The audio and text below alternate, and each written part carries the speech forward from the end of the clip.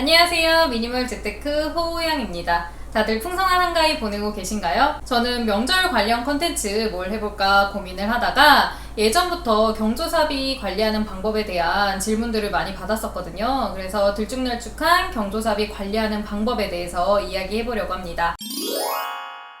사회 초년생분들 입사한 지 1, 2년만 지나면 결혼 척척장이 막 봄, 가을마다 날라오고 또 취업도 했으니 이제 설, 추석 때마다 부모님 용돈도 드려야 하고 경조사비가 만만치 않게 나가죠. 그런데 이 경조사비라는 게 언제 얼만큼 나갈지 예측이 어렵고 그러다 보니까 매달 들쭉날쭉하게 나가는 편이잖아요. 그래서 저도 결혼해서 경조사비 관리하기가 굉장히 어려웠었던 것 같습니다. 처녀 때는 강제저축을 안 해서 그냥 경조사비가 많이 나가면 많이 나가는 대로, 적게 나가면 적게 나가는 대로 그냥 들쭉날쭉하게 써버리곤 했었는데 강제저축을 시작하니까 이렇게 경조사비가 들쭉날쭉 나갈 때마다 제 소비도 함께 들쭉날쭉해지면서 일정한 소비가 어려워지더라고요. 그래서 경조사비가 많이 나가는 달은 비상금에서 야금야금 꺼내 쓰기도 하고 그러다 보면은 연말 되면 텅 빈 비상금 통장 볼 때마다 속상하기도 하고 1, 2만 원도 아니고 경조사비는 한 건당 5만 원 이상씩은 나가니까 굉장히 다른 소비에까지 타격을 많이 주는 편이라고 생각을 합니다. 그래서 제가 매달 일정한 지출 관리를 위해서 경조사비를 어떤 식으로 관리하고 있는지 두 가지 방법을 소개해 드리려고 합니다. 저희 집 경조사비 한 달 평균을 내보니까 20만 원 정도가 나가더라고요.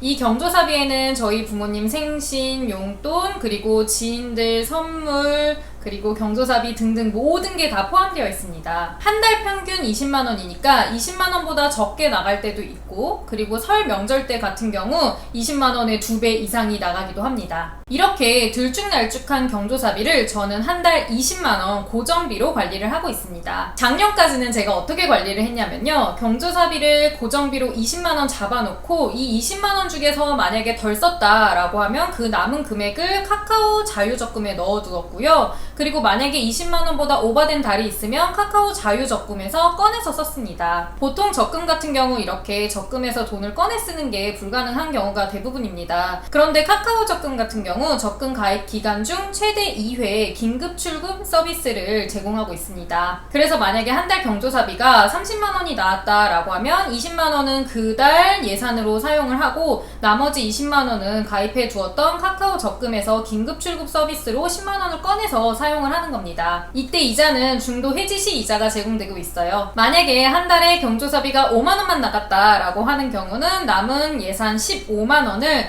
카카오 자유적금에 넣어두었어요. 이렇게 20만 원을 초과할 때는 적금에서 꺼내 쓰고 남을 때는 적금에 다시 넣어두고 이런 식으로 관리를 했었던 겁니다. 이렇게 관리를 하면 들쭉날쭉한 경조사비를 일정한 고정 지출로 관리를 할 수 있게 됩니다. 그래서 가계부에는 항상 20만 원을 적어두니까 다른 소비에 영향을 주지 않아서 너무 좋더라고요. 이때 적금 기간을 어떻게 설정해야 할지 궁금하실 것 같은데요. 대부분의 적금 기간은 6개월 이상입니다. 그래서 6개월로 저는 잡아두었는데요. 그러니까 설 추석 때 맞춰서 적금 만기가 되도록 적금 기간을 설정해 놓으려고 했었던 거예요. 그런데 설과 추석은 보통 7개월 정도 차이가 나고 추석과 설은 보통 5개월 정도 차이가 나거든요. 아쉽게도 카카오 적금의 경우 최소 기간이 6개월이기 때문에 추석에서부터 설까지는 설에 딱 맞춰서 적금 만기가 돌아오진 않았어요. 그래서 이럴 때는 비상금 통장에 있는 돈을 우선 꺼내서 쓰고 만기가 돌아오면 비상금 통장에 채워넣고 이런 식으로 관리를 했었습니다.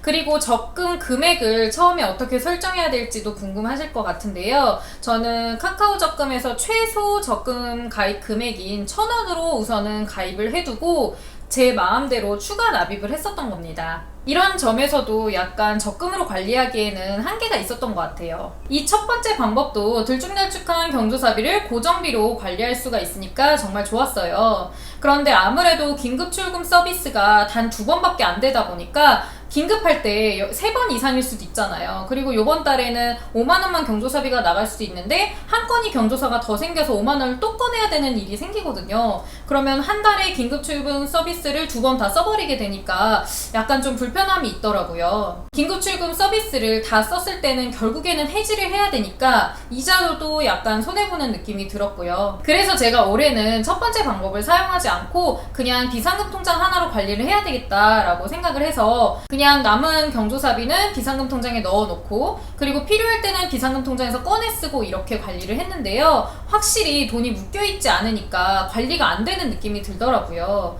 그래서 첫 번째 방법을 응용해서 두 번째 방법을 만들었습니다. 그 두 번째 방법이 바로 경조사비 풍차 돌리기입니다. 이건 제가 그냥 예금 풍차 돌리기를 응용한 방법이어서 이름을 이렇게 붙여봤는데요. 괜찮은가요? 긴급 출금 서비스의 한계를 느껴서 발전시킨 두 번째 방법은요. 적금 대신에 예금으로 나머지 금액을 묶어두는 겁니다. 그러니까 만약에 20만원의 경조사비 예산 중에서 5만원만 사용하고 15만원이 남았을 때 이 15만원을 적금이 아닌 예금으로 가입을 해두는 거예요. 예금 기간 같은 경우 적금 기간과 다르게 6개월이 아니라 최소 기간이 1개월부터 있어요. 그래서 예금으로 관리할 때는 예금 기간을 제일 가까운 명절이 언제인지를 보고 그 명절의 만기가 되게 설정을 해두었습니다. 그러니까 말하자면 6개월 뒤에 설이 있다라고 하면은 6개월 만기 상품으로 가입을 해두었던 거예요. 그러니까 한 달 한 달 갈수록 예금 기간이 점점 짧아지겠죠. 그래서 설에 모든 예금이 다 한꺼번에 만기되도록 설정을 해두었던 겁니다. 만약에 경조사비가 20만원보다 오바되는 달이 있으면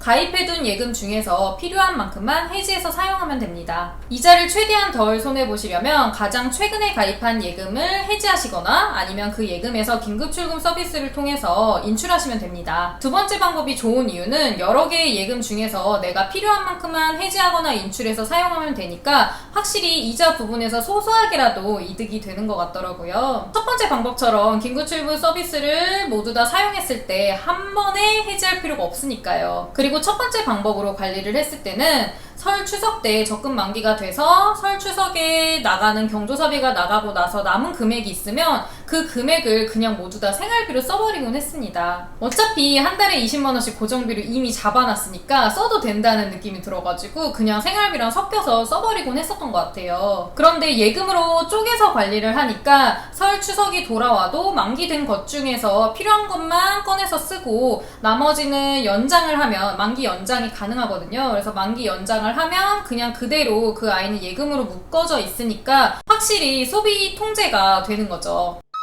한 달 경조사비 예산 20만원은 그냥 저희 집 기준이고요. 집집마다 다 경조사비 나가는 그 금액은 다르니까 1년치를 한번 보시고 예산을 정해보시면 좋을 것 같습니다. 꼭 경조사비가 아니라도 이렇게 들쭉날쭉하게 나가는 소비 카테고리가 있으신 경우 오늘 제가 말씀드린 내용을 활용해서 이용해보시면 좋을 것 같습니다. 오늘 제가 준비한 영상은 여기까지고요. 오늘 영상도 도움이 되셨다면 아래에 좋아요, 구독하기 꼭 눌러주시고요. 다음 영상에서 뵙겠습니다. 안녕!